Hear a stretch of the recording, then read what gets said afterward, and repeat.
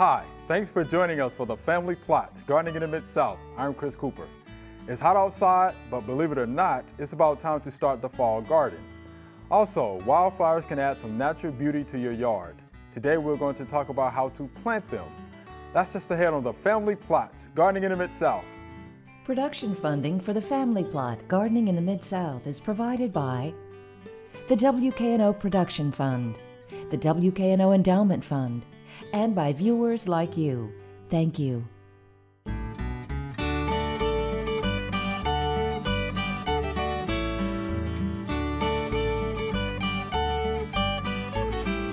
Welcome to the Family Plot. I'm Chris Cooper. Joining me today is Walter Battle. Walter is the UT County Director in Haywood County, and Dr. Kelly is here. Dr. Kelly is our horticulture expert. Thanks for joining us. Great to be here. Yeah. All right. So, Walt, believe it or not, it's time to start talking about fall vegetables, right? Absolutely. And, you know, a lot of people, you know, it's like they have this magical thing like, oh, we'll start thinking about fall vegetables come October 1. No, you have to start thinking about that good stuff back in July, you know what I'm saying? So that's really when we plant a lot of the fall vegetables. Right, you got to start thinking about it when it's hot. That's right, you have to start thinking about it when it's hot. So yes, this is the good stuff. Okay. Into those good cold crops. Okay. Yes. I can tell you like those good cold crops too. Huh? Oh yes, sir. Yes, sir. Yes, sir. All right. So what are some of the vegetables that can be raised in the fall? Okay. Well, I'm going to stick for now with the traditional cold crops. Okay. That we see, and usually when you think about the cold crops, I always like to think about like broccoli, cabbage, cauliflower, and also your greens, your kale, those types of plants. Now, what's a lot of fun with them is that, you know, they provide us the green leafy stuff that the people who, you know, talk about nutrition say you need. So, and I also like to think of the cold crops as coleslaw. Because you know, that's what you use, you know, the cabbage and broccoli. Right, right. So I even make a broccoli slaw. So, how about that? Yeah, so that's how I kind of look at it. Okay. Yes, and just leading off here, let's just talk about the, you know, one of the main ones, and that of course is cabbage. Oh, cabbage! I like cabbage. And you know, yes, cabbage is very, very good. Of course, when you eat them, you're gonna have to, you know, burp a little bit. But there's a lot of different ways to cook them. But you really want to plant them in July if you're gonna do them by seed, but you can transplant them up through about maybe August 10th or so if you're going to use transplants. They need about 60 days to get to this size. Okay. And so therefore they'll be ready around October. So that's really the best way to do them. And you want to plant them on 36-inch rows, and plant them probably, I'd say probably about 18 inches apart. And they should do well. Okay. Do you have a favorite variety? Yes, I like Stonehead, and I also like Red Rookie. Okay. Yeah. Is that a red cabbage? Yes, that's a red cabbage. Oh, yeah, that makes a great colored slaw. Oh, yes, that makes the slaw just even better. Yes, and the next one I like to talk about, of course, is good old broccoli, which is just healthy for you. I mean, it just doesn't get any better. And again, you can basically transplant them up through about, again, August 10th, August 15th, somewhere along that line. You want to set them out 36-inch rows, 18 inches apart, the plants. And I'll tell you, the varieties that I really like for the fall is Emperor and Green Comet. It just seems like they can handle cooler weather a little better. Okay. From what I've seen, just, you know, planting them in my own garden. Okay.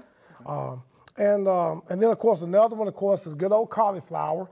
And I'll be honest with you, with both cauliflower and broccoli, I'll just eat those, just eat them. I don't even have to cook them. But for cauliflower, again, I would say in mid-July, transplant up to about, again, mid-August or so. Takes about, I think, 60 days for it to make a crop. So that'll put you again in, be ready to come October.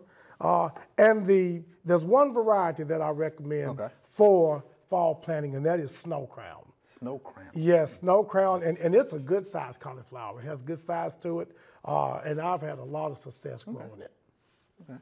And then, of course, one of my favorite plants that I just like to eat now is, of course, turnip greens.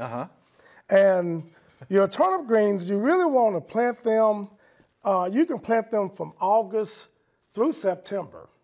And it's going to take you about 30 days before you get a crop. And now, the reason that I like planting turnip greens and the variety that I like to plant in the fall is 7-top. But the reason I like to plant them, I kind of line my garden a little earlier than most people because turnip green seeds are very, very small. Yes, they are. So what I usually do, I mix them in with lime. So the spots that I'm going to sow my turnip greens in, I also lime at the same time. That pelletized lime. Yes, that pelletized. Like dolomite. Right, right. Oh, that's a good idea. Yes, it just kind of is an easy way to sow them, and I usually get a pretty good uniform crop. And like I said, I really like those. And of course, some people grow turnip greens also for the turnip, you know. And purple top is the go-to variety for turnips. Now, when I cook turnip greens, a lot of times I'll even chop up a turnip and put it in there. But again, and they will last you throughout the fall season. I mean, they'll last you throughout, even on over into winter. As a matter of fact, once it frosts on them, once it snows on them, they get bitter. And I really like those bitter turnip greens and put a little chow pickle with them, and it's just real good. I bet you use hot sauce too. Yes. And next, Chris, I would like to also say, but fall gardening can also be extending the summer garden as well. Okay. And I'm going to use one of the big featured crops that we use for summer gardening, of course, is tomatoes. But you can carry them on into November. You can have you some transplants that you set out, you know, like in late June, July, and you'll end up getting some good tomato crops. Now, one thing that people should remember in the Mid-South area, you know, is November 13th, according to the Tennessee Department of Ag's weather statistics, history, somebody keeps up with all that. I don't know who does up there. They say it's a 50% chance of first frost occurring on November 13th in Memphis. Wow, okay. So kind of 50% chance. Yeah, so kind of do a little math backwards, and you can kind of see how maybe you can get your growing season in there to grow you some tomatoes. Right. I even have carried tomatoes on up till about November 10th myself, simply by covering my tomatoes at night so that in case it did frost, they would be covered. But then once I know that it's pretty much going to be times where we're going to get a lot of cold weather and frost, I just go on out there and pick my green tomatoes off. And if you live in the South, well, you know, fried green tomatoes. And you can also set them in a windowsill, in a south-facing windowsill, and they'll turn red as well. So that's how you can kind of extend your tomato crop to go on into the fall as well. So, you know, those are some nice little things. Oh, by the way, a variety that I really like, 2 varieties I like to grow for tomatoes as far as late plantings is Celebrity and I like Better Boy. You like Better Boy? Okay. Yes, I really like those to carry on into the fall with. Yeah, those are popular. So I always set me about, you know, I usually set out about maybe 6 plants to carry me into the fall. I'll do, you know, 3 of each. Okay. Now going back to our cold crops, so yeah, if we get a frost or freezing temps, are they going to be fine? They'll be fine. That's why they are listed, you know, as cold hardy crops, and they can handle that. Now, if you get some big devastating, you know, freeze event, something that we rarely see or something, everything's kind of off the table then. But yes, this is just getting hold of this stuff on a good fall or winter day is very good. I could tell you like that. Well, we appreciate the good information, man, and what a nice display. Yes. Thank you much, Bob. We appreciate that. There are a number of gardening events going on in the next couple of weeks. Here are just a few that might interest you.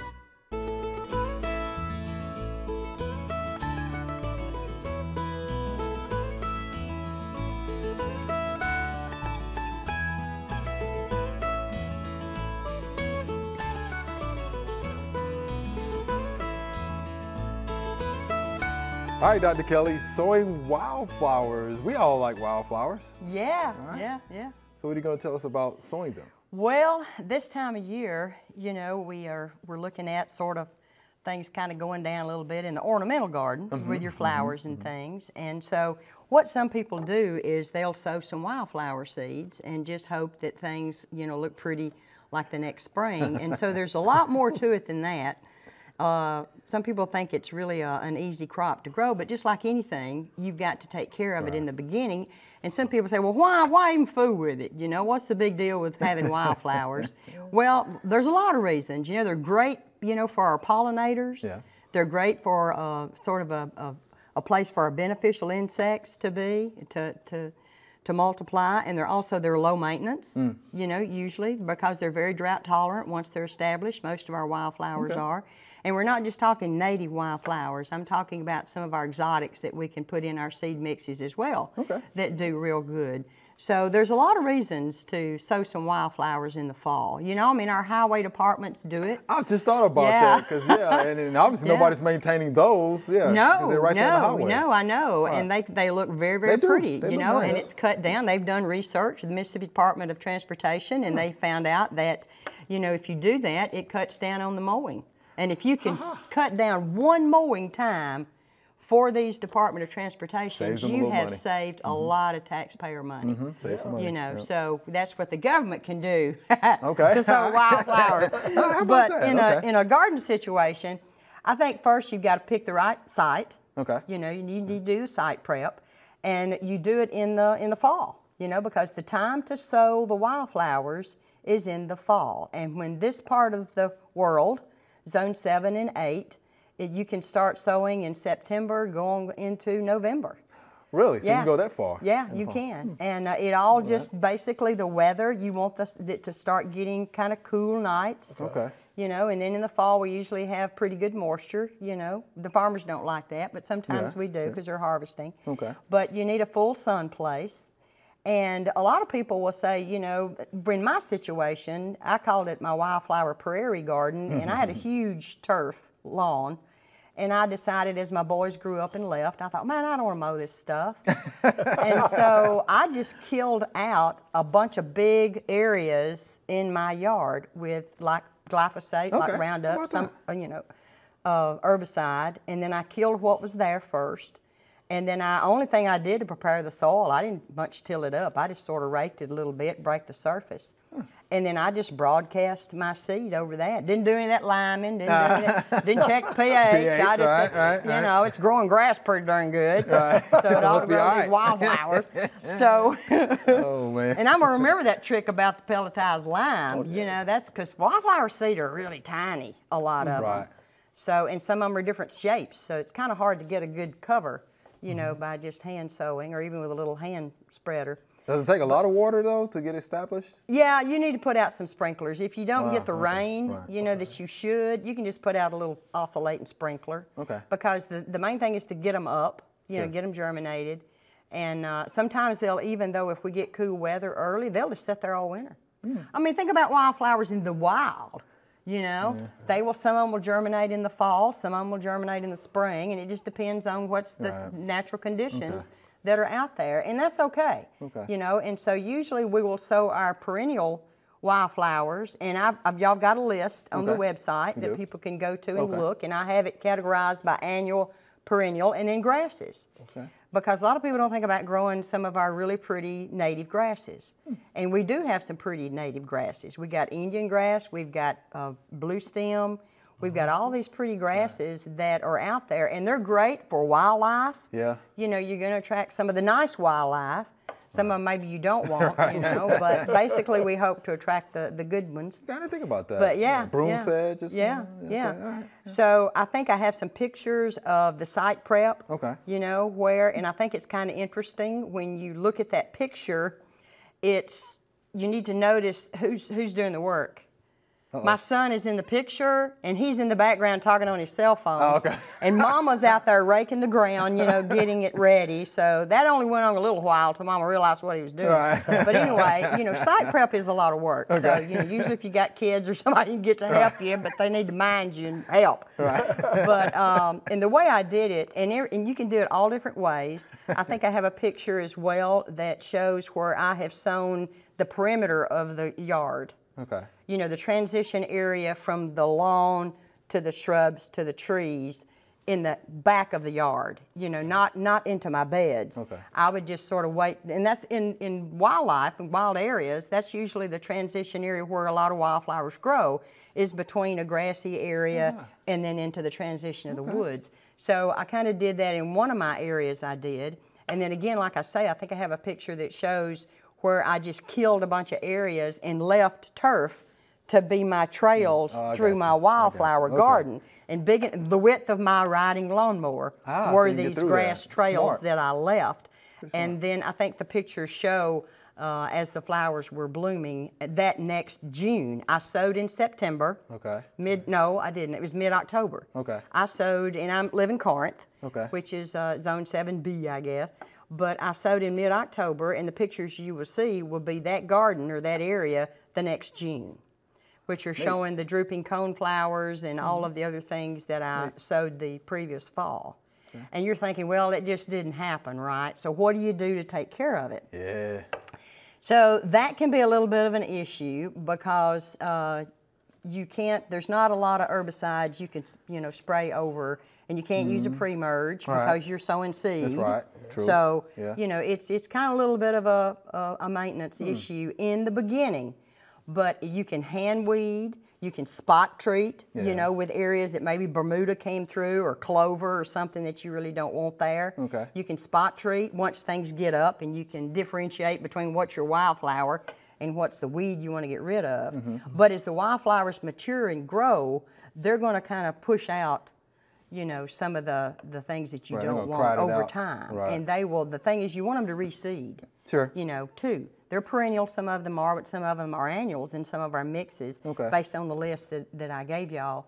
So a lot of them are annuals, so you want them to reseed. So you don't want to, you know, do anything until those all mature and do their seed heads. And you even want to let the perennials do that. Like purple coneflower is a perennial, but yet it easily reseeds. Okay. So you want to let it get mature, get your flowers mature, and that's when it can look a little not very attractive. Okay. Because you've got all these old bloom stalks that are maturing, and once they're mature though, you go out there with that riding lawnmower or bush hog, and you just mow every bit of that mess down, and you're scattering those seeds, you know, for the next time, and then it looks neat, you know, all through the winter.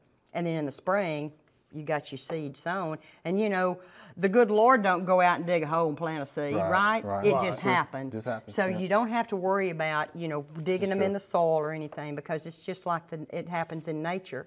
Over time, the water and the debris, the plant debris, will work the little seeds down in the soil, and they will come up. Just good seed to soil contact is all you need. Yeah, that's all you need. Some moisture. Yeah, and some moisture.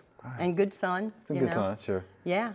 Doc, we appreciate that. That's some good stuff. Yeah, if the highway department could do it, surely we could do it, Walt. You darn right. Yeah, exactly. We can do that too, right? Well, you know, you read about those mats that people buy that have the wild. Yeah, you can do that as well. Yeah. Well, we appreciate that, Doc. It was good stuff. No problem. We're now going to look at our bell pepper plants. And as you can see on this bell pepper, there's a sunken lesion here. It has concentric rings and has some black spores in those rings. What this is pepper anthracnose. Okay? The spores are flying around in the air. They could be in the ground. Anytime it rains or you water it, those spores can splash up, get on the fruit, and actually get on the foliage too. But on the fruit, it actually starts to form this lesion. And this lesion, of course, is going to get bigger and bigger. And what you're going to have to do is harvest this earlier than you would want to, and just let this ripen on the kitchen counter. Now, some of the controls would be this. How about mulching, all right, to stop the splashing effect? Resistant varieties could be something else. Or if you want to, you can use a copper-based fungicide, and that should help correct the problem. All right, here's our Q&A session. You ready for the questions we have here today? They're good questions. All right, here's our first via email. how do you get rid of Johnson grass? No chemicals can kill it, and I'm tired of pulling it by hand. And this is from Mike. So, well, we talked a little bit about Johnson grass. You want to mention to them what you said about that? Yes, I know here in our state, we are beginning to confirm that Johnson grass is resistant to glyphosate. So, therefore, it's not doing a lot with it. But I will tell you, I've had more success killing it when I spray something that contains sethoxidin in it. But here's the key. I spray it before it gets to the seedling stage. Yes. I catch it at the seedling stage, I mean. That's where before it gets out of the seed. Before it gets out. You have to catch it early. Yes. And I've had good success spraying it in my lawn to get it. Right. That's got to be a systemic, though, so it's translocated down through those big old deep rhizomes. Yes, yes. Thick rhizomes. Because that's what you got to get. Yes. Man, those things you can't root out. Right. Yeah, if you try to, pull it out by hand or try to use a tiller and you just leave some of that rhizome in there. Yeah, or if you use a tiller, you're just propagating it. You're chopping it up. Yeah, exactly what you're doing. So, yeah, you can use that. Glyphosate is, something that folks still use. It's tough. Johnson grass is tough, and it's actually brought over to this country to use as a forage crop. Yeah, I've heard I remember farmers talking about that, back in the day. But yeah, it's gotten out of control. Yes. Tough, thick especially rhizomes. in gardens, because you till your garden, and you're just spreading it. Yeah. Yes. And you can get caught on your tiller blade. You can take it from one garden spot to the next. Yes. So it's a bad thing in garden spots. Right, and you let it go to seed. What a problem that's going to be. Oh, wow. Because it produces a lot of seeds. Yeah, it does. Right. So there you have it, Mr. Mike. Hope that helps you out. Here's our next viewer email. What type and variety of blueberries should I get for the Memphis area? And this is Miss Ruth. Hey, Miss Ruth, guess what? We actually have some blueberries in the family plot garden. Yeah. All right. The rabbit eye types. Yeah. Of course. Yeah, rabbit eye. Yep. They grow very well here in the southeast. Yep. That's right. Of course. And some of the types that we have around here, Walt, and I don't know if you might have some others, but we have Climax, family plot garden. That's a good one. Tiff Blue. Yep. Yes. Blue Bell. Yes. Okay, there's Southland. Yes. Garden Blue. Yes. I hadn't heard of that one. Is that a good Garden one? Blue. It's a good Garden one. Blue. Right. So yeah, hence the blueberries. Yeah. All of the blues. Right. So those are the ones I can think of, Walt, that I know that you can, plant here. So you know of any? Yes, there's one other type. Okay. Bright blue. Bright blue. Yeah. See, how about that? Yeah. Right. So we have it covered. All right. So yeah, and make sure. You get two cultivars, You need two of those. for cross-pollination. Yeah. Right. Good fruit set. That's right. Yes. So you need 2 or more different varieties. You got to have at least 2 plants. Yeah, got to. Right. So thank you, Ms. Ruth. And here's our next question. It's a letter. People are still writing letters. Oh. This is real neat. I like this. Okay. It says, Dear Family Plot, I just moved here from the north and the soil is different than I'm used to. It is clay.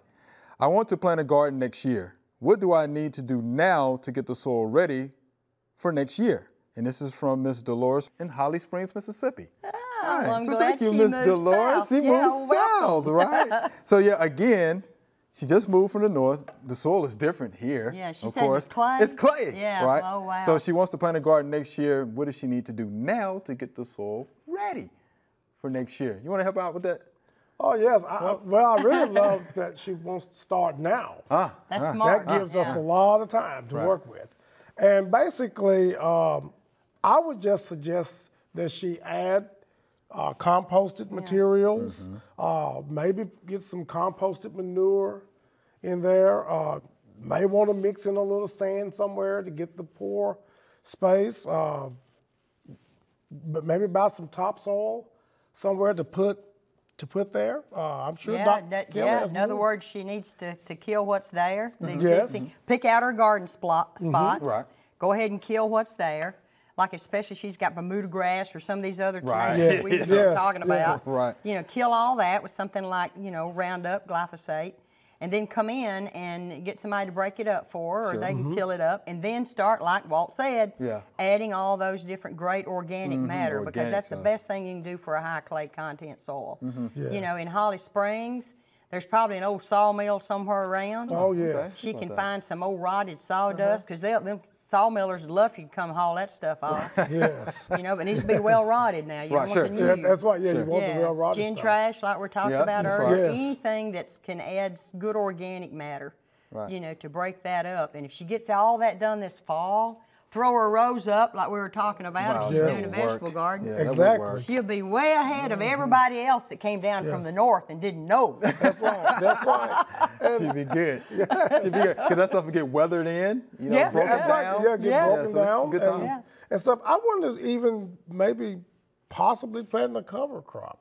Yeah, that's a good a good idea. idea. You know, maybe, Yeah. you know, that until that Put some next nitrogen year. in soil. Yeah. Well, she Be needs a good. soil test after she does all of this. I was going to she mention needs that a- because as agents, Yeah. surely Yes. we're going to say that Yeah. she needs to get her soil tested. That's Marshall Yes. County over there, And the if Call I had- Extension Office. Yes. And if I had to shoot from the hip on it, let's go and put some lime in there too. Just go and put it on in there. She'll be way ahead of the game. Hey, Mr. Lewis, you're going to be good.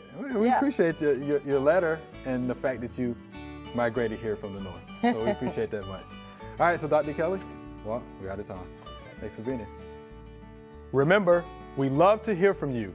Send us an email or letter. The email address is familyplot@wkno.org, and the mailing address is Family Plot, 7151 Cherry Farms Road, Cordova, Tennessee 38016.